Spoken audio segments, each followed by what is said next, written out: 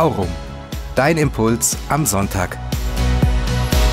Jeder, der pflanzt, der soll geduldig warten. Wie mein Mitbruder Jürgen, der Blumenzwiebel im Herbst letztes Jahr gepflanzt hat.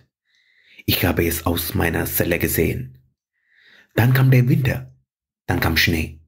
Ich sah da nur totes Hochbeet. Ich fragte mich, werden die Blumenzwiebel dann Winter überleben oder wird alles erfrieren? Kann ich Hoffnung haben? Ich wartete geduldig, wie ein Bauer.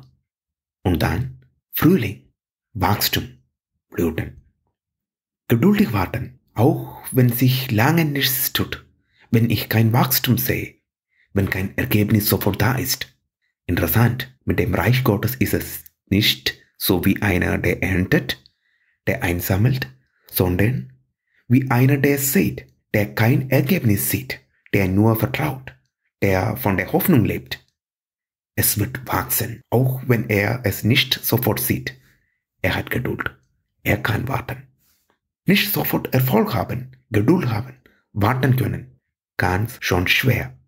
Ich will lieber sofort sehen. Ich will sofort hören. Ich will jetzt fühlen. Das ist wichtig für mich. Ich liebe Ergebnisse und nicht das geduldige Warten darauf. Und hier lerne ich von Jesus.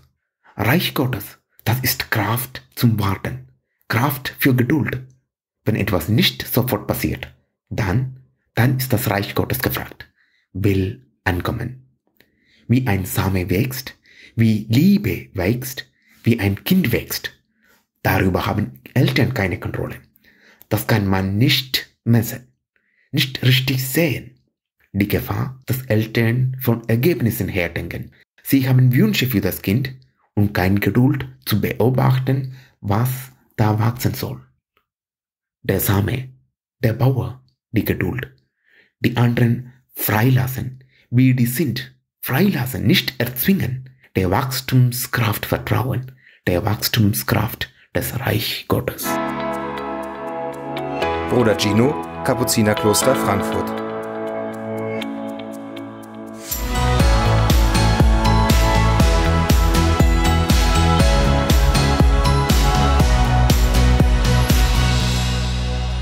Aurum. Dein Impuls am Sonntag.